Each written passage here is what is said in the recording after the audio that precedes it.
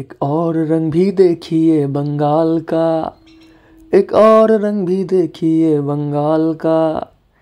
So hello guys, welcome to my YouTube channel. তো আজকে কথা হবে খাকি দ্য বেঙ্গল চ্যাপ্টার নিয়ে, যেটা নেটফ্লিক্সে গত পরশুদিন রিলিজ করেছে। তো যদি এক কথায় বলা যায়, মানে সত্যি বাংলা নিয়ে যখন কোনো কাজ হয়, বিশেষ করে নেটফ্লিক্সের মতো প্ল্যাটফর্মে, তো সেটা তো একটা আনন্দের, মানে একটা আনন্দ থাকে, উৎসাহ থাকে, দেখার একটা আগ্রহ থাকে।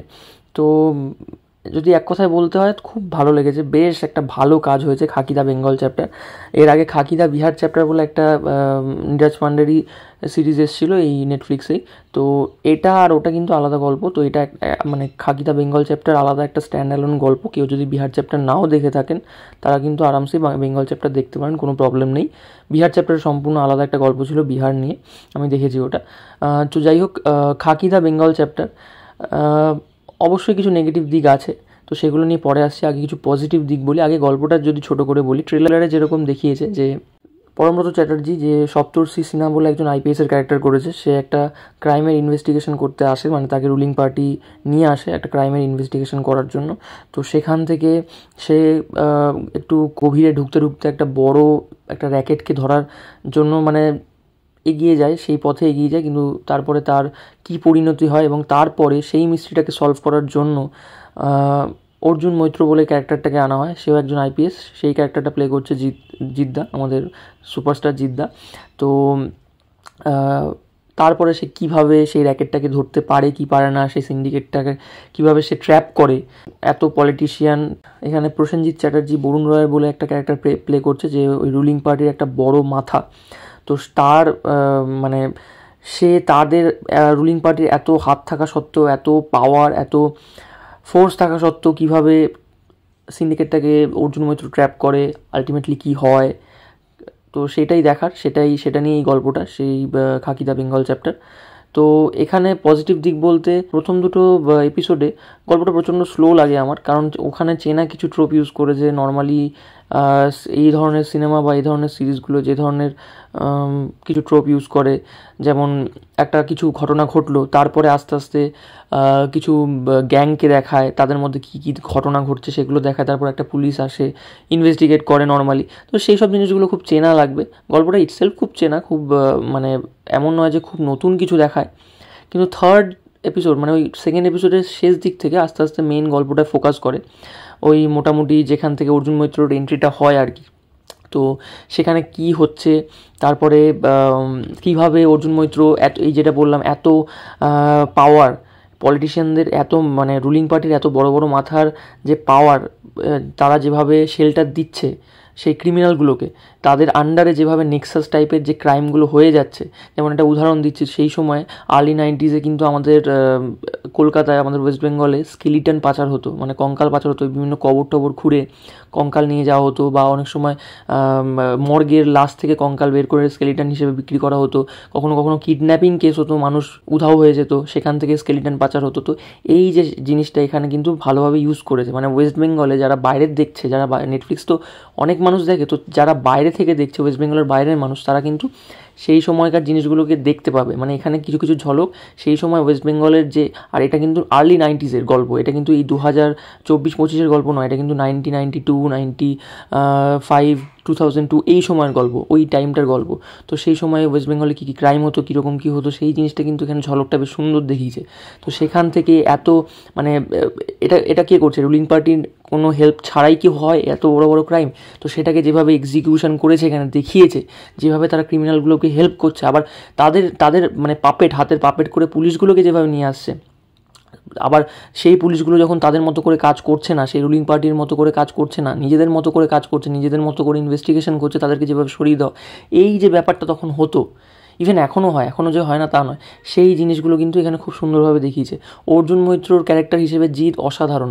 মানে আমি আরও কিছু ডায়লগ এক্সপেক্ট করেছিলাম, কিন্তু এখানে ডায়লগ খুব, মানে কয়েকটাই ভালো ভালো ডায়লগ আছে। আমি বলবো না যে প্রচুর হাই ডায়লগ আছে, যে মানে গরম গরম কিছু ডায়লগ আছে, নর্মাল কিছু ডায়লগ আছে, কিছু কিছু খুব খুব মানে সিম্পল রাখা হয়েছে। এমন নয় যে খুব মানে কমার্শিয়ালি ব্যাপারটাকে রিপ্রেজেন্ট করেছে, খুব সিম্পলি গল্পটাকে দেখিয়েছে, যতটা দরকার ততটা। আর এমন নয় যে শুধু, যেহেতু আমরা জিতকে যেভাবে একটা অ্যাকশন সুপার হিরো বলে চিনি বাংলায়, এখানে কিন্তু অ্যাকশান আছে, আর ক্লাইম্যাক্সে তো বেশ ভালো একটা অ্যাকশান আছে, কিন্তু এখানে কিন্তু শুধু অ্যাকশানের মাধ্যমে বা অ্যাকশান দিয়ে তাকে দেখানো হয়নি। এখানে কীভাবে সে তার মাথাকে ইউজ করছে, কীভাবে ট্র্যাপগুলোকে বেছাচ্ছে, কীভাবে তারা গ্যাং ওয়ার লাগাচ্ছে। মানে সবচেয়ে ভালো লাগলো যেটা আমার, যেখানে এখানে শঙ্কর বড়ুয়ার যে ক্যারেক্টারটা করেছে শাশ্বত চ্যাটার্জি, তারও মানে শাশ্বত চ্যাটার্জি তো নিজে খুব মানে দারুণ মাপের একজন অভিনেতা। সেখানে সে যেভাবে এখানে মানে এর আগে আমরা বব বিশ্বাসকে দেখেছিলাম কাহানিতে, এরপরে এই শঙ্কর বড়ুয়া মানে এত ভিলেনিয়াস, এত মানে ফিউরিয়াস একটা ক্যারেক্টার সে প্লে করেছে, খুব ঠান্ডা মাথার ভিলেন আর কি যেটাকে বলে, অসাধারণ লাগছে দেখতে। আর তার রাইট হ্যান্ড লেফট হ্যান্ড হিসেবে ঋত্বিক ভৌমিক আর আদিল খান, যেখানে আদিল খান হচ্ছে রঞ্জিত ঠাকুর আর ঋত্বিক ভৌমিক হচ্ছে সাগর তালুকদারের ক্যারেক্টারটা প্লে করছে, মানে শঙ্কর বড়ুয়ার রাইট হ্যান্ড লেফট হ্যান্ড। তারা কীভাবে চেঞ্জ হচ্ছে, তাদের ক্যারেক্টারে কীভাবে চেঞ্জ আসছে। আর মাঝখানে তো মানে শুধুমাত্র থার্ড আর ফোর্থ যে এপিসোডটা, এটা তো শুধুমাত্র বলা যায় এদেরই গল্প। মানে এখানে খুব কম দেখানো হয়েছে অর্জুন মৈত্রকে। তো এখানে যেন তাদের যে ক্যারেক্টারের ওঠানামাটা, তাদের কিছুটা ব্যাকগ্রাউন্ড, কিছু তাদের মানে ব্যাক স্টোরি, তারপরে তারা কীভাবে নিজেদের মধ্যে ট্যাসেলটা হচ্ছে, কীভাবে তারা একে অপরের মানে ভাই থেকে কীভাবে একে অপরের বিপক্ষে চলে গেল, এই যে ব্যাপারটা এখানে দেখানো হয়েছে অসাধারণ লাগবে। আর তাদের সেটাকে কীভাবে ট্র্যাপ হিসেবে ইউজ করছে অর্জুন মৈত্র, সেটাই তার মানে পরিকল্পনা মাফিক সে কীভাবে তাদেরকে ট্র্যাপ করছে, ওইভাবে তাদের মধ্যে ট্যাসেলটা লাগিয়ে, গ্যাং ওয়ারটা লাগিয়ে, সেটাও দেখার মতো বিষয় হয়েছে এখানে। কিছু জিনিস অবশ্যই এখানে নেগেটিভ লেগেছে, সেটা হচ্ছে অর্জুন মৈত্রর ক্যারেক্টারটাকে আরেকটু এস্টাবলিশ করা উচিত ছিল। কিছু ক্যারেক্টার প্রথম দিকে থাকে যেগুলোকে একদম প্রথম দিকেই শুধু দেখায়, শেষের দিকে আর তাদের কোনো ট্রেসই পাওয়া যায় না, সেখানেও কিছু জিনিস আমার খামতি লেগেছে। অর্জুন মৈত্রর ক্যারেক্টার যেটা বলছিলাম আরেকটু এস্টাবলিশ করা দরকার ছিল। এখানে অর্জুন মৈত্রের এক্স গার্লফ্রেন্ডের ভূমিকা অভিনয় করে শ্রদ্ধা দাস, তারও কিন্তু এখানে একটা ম্যাসিভ ভূমিকা রয়েছে। খুব ছোট তার মানে ক্যারেক্টার, খুব কম টাইমের ক্যারেক্টার, কিন্তু সেখানে তার একটা ম্যাসিভ ভূমিকা রয়েছে। তো তার ক্যারেক্টারটাও একটু ডেভেলপ করলে মনে হয় ভালো হতো, কারণ অনেকটা টাইম এখানে দেওয়া হয়েছে কিন্তু ওই মেইন যে দুটো ভিলেনের ক্যারেক্টারটাকে এস্টাবলিশ করার জন্য, আদিল খান আর ঋত্বিক ভৌমিক, যে হচ্ছে সাগর তালুকদার আর রঞ্জিত ঠাকুরের ক্যারেক্টারটা প্লে করছে। শেষ পর্যন্ত কে থাকছে, তাকে কিভাবে ধরছে, আস্তে আস্তে তারা কিভাবে একে অপরকে শেষ করছে না, তাদের কী পরিণতি হচ্ছে, এই জিনিসটা কিন্তু বেশ ভালো এখানে ক্লাইম্যাক্সে ধরেছে। আর অভিনয় নিয়ে যদি কথা বলি, তো এই সিরিজে কিন্তু বাংলায় কাজ করে এবং প্রচুর মুখ দেখা গেছে। মানে সাগর তালুকদারের স্ত্রীর চরিত্রে, মানে ঋত্বিক ভৌমিকের যে স্ত্রীর চরিত্রে অভিনয় করেছে শ্রুতি দাস, যাকে আমরা এক্স গোল্ড প্রেমে দেখতে পাই, এখানে তার একটা দুঃসম্পর্কের বোন দীপা বলে যে ক্যারেক্টারটা করেছে মেয়েটা, সেই মেয়েটাকে আমরা সিরিয়াল বা ওই প্রেম টেম বলে যে সিনেমাটা হয়েছিল সেখানে দেখেছিলাম। তো এরকম প্রচুর মুখ, বাংলা ছোটো ছোটো কাজ করা মুখগুলো কিন্তু আমরা এখানে দেখতে পাই। ইভেন যারা ছোটো ছোটো কাজ করে, মানে বিভিন্ন ওয়েব সিরিজে যাদের খুব সাইড রোলে দেখা যায় বা ছোটো ছোটো পার্টে দেখা যায়, অন্যরকম চরিত্রে, কমিক চরিত্রে, কখনো একটু ভিলেনের চরিত্রে, তো তাদেরও কিন্তু এখানে দেখা গেছে। মানে খুব ভালো করে খেয়াল করলে দেখা যায় বিভিন্ন এখানে তো দুটো গ্যাং আছে, দুটো মানে সিন্ডিকেট মানেই গ্যাং, তো সেই গ্যাংয়ের মধ্যেও প্রচুর মুখ বাংলার দেখা যায়, বোঝা যায় আর কি, যে যারা একটু বাংলার কন্টেন্ট দেখে। আর শাশ্বত চ্যাটার্জি, প্রসেনজিৎ চ্যাটার্জি, এদের অভিনয় নিয়ে তো আলাদা করে কিছু বলার নেই। মানে এরা হচ্ছে বাংলার মানে সবচেয়ে টপ অভিনেতাদের মধ্যে অন্যতম আর কি। তো তারা এখানে যেভাবে কাজ করেছে, প্রসেনজিৎ চ্যাটার্জি তো যেভাবে কিছু এক্সপ্রেশন দিয়েছে, আর মানে হঠাৎ করে ফিউরিয়াস হয়ে গিয়ে হঠাৎ করে যে পুরো নামিয়ে দেওয়ার নিজের টেম্পারটাকে, সেই যে মুখের এক্সপ্রেশনগুলো যেভাবে ধরেছে। শাশ্বত চ্যাটার্জি, যেটা বললাম ভিলেনিয়াস ক্যারেক্টারটা এত ভালো করেছে, বব বিশ্বাসের পরে শাশ্বত চ্যাটার্জির এটা মনে হয় সেকেন্ড মোস্ট। আমার বব বিশ্বাসের কাছে কোনো ভিলেনের ক্যারেক্টারই লাগে না, তো তারপরে আমি এটাকে রাখবো শাশ্বত চ্যাটার্জি ভিলেনের অভিনয়ের মধ্যে। এছাড়া ঋত্বিক ভৌমিক, আদিল খান, বাকি যারা এই এত বড় একটা গ্যাংয়ের মধ্যে প্রত্যেকে যে সাপোর্টিং ছোটো ছোটো কাজগুলো, এছাড়া পুলিশ অফিসারদের মধ্যে প্রত্যেকে যে টিমটার মধ্যে যারা ছিল, আরাত্রিকার ভূমিকায় যে মেয়েটা অভিনয় করেছে, বা মিমো আছে মিঠুনের ছেলে যে এখানে একটা পুলিশের ক্যারেক্টার করেছে, প্রত্যেকে ভালো, প্রত্যেকে তাদের 100% দিয়েছে। চিত্রাঙ্গদার অভিনয় এখানে বেশ ভালো। এখানে লাস্টে চিত্রাঙ্গদার সাথে জিতের একটা কনভারসেশন আছে ছোটো মতো, তো সেখানে মানে সেটাও একটা মানে দারুণ কিক দেয় আর কি, লেজার রাইভেল আর কি, সেটা যারা দেখবে তারা বুঝতে পারবে। তো ওভারঅল এখানে অভিনয়ের দিক দিয়ে কিন্তু প্রত্যেকে তাদের 100% দিয়েছে। পরমব্রত যেটুকু স্ক্রিন টাইম পেয়েছে বেশ ভালো, একটু নর্মাল ইমোশনাল মানে পুলিশ ইন্সপেক্টরের আইপিএসের ক্যারেক্টারটাতে সে প্লে করছে, তো সেইখানে বেশি করা না হয়ে যেভাবে সে ক্যারেক্টারটাকে ডেভেলপ করেছে, অল্প একটু স্ক্রিন টাইম পেলেও সে অসাধারণ কাজ করেছে। তো অভিনয়ের দিক দিয়ে এই সিরিজটা কিন্তু অসাধারণ, প্রত্যেকের অভিনয় ভালো। এখানে ক্যামেরার কাজ অসাধারণ, যেভাবে ড্রোন শটে বিভিন্ন জায়গা, বিভিন্ন চেজিং সিনগুলোকে দেখানো হয়েছে, বেশ ভালো লাগবে দেখতে। এখানে মানে প্রত্যেকটা এপিসোডে একটা না একটা টুইস্ট আছে, যেটা খুব ভালো। প্রত্যেকটা এপিসোডে এই টুইস্টগুলোর জন্য কিন্তু তারা দর্শককে ধরে রাখতে পারবে। এমন নয় যে বোর হবে, কোনো জায়গায় বোরডাম কাজ করবে, এরকম হবে না। প্রত্যেকটা জায়গায় একটা টার্ন অ্যান্ড টুইস্ট আছে।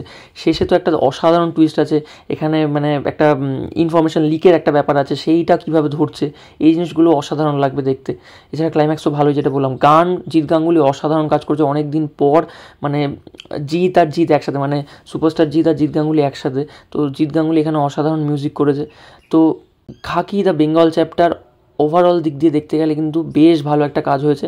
হ্যাঁ, খুব অসাধারণ নতুন কিছু গল্প আমি বলবো না যে নতুন কিছু দেখলাম, না, চেনা গল্প, বাট চেনা গল্পকে যেভাবে এক্সিকিউশন করা হয়েছে, নীরাজ পান্ডে যেভাবে এটাকে এক্সিকিউট করেছে, সেটা দেখার মতো।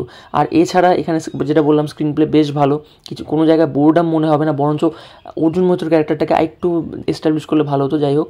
আর এখানে সেই সময়ের, মানে ওই বললাম আর্লি 90s 2000, এই সময় 2002 ব্রাজিল সেই সময় ওয়ার্ল্ড কাপ জেতে, তো সেই সময় ফুটবলের যে ক্রেজটা ছিল, বাংলায় ফুটবলের যে ক্রেজটা এখনও আছে, সেই ফুটবলের ক্রেজটাকে কিন্তু এখানে দেখানো হয়েছে।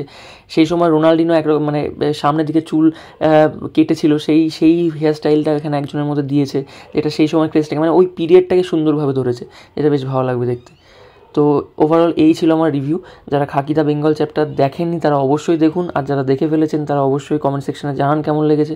আমার কিন্তু ওভারঅল বেশ ভালো লেগেছে। আর অবশ্যই যেহেতু বাংলাকে নিয়ে নেটফ্লিক্সে কাজ হয়েছে, আর বাংলার কিছু তাবড় অভিনেতা সুপারস্টারদের নিয়ে কাজ হয়েছে, সেটা তো একটা আলাদা ভালো লাগার জায়গা। তো ভিডিওটা ভালো লাগলে অবশ্যই লাইক করে দেবেন, চ্যানেলটা সাবস্ক্রাইব করে দেবেন। আজকের মতো টাটা, বাই বাই।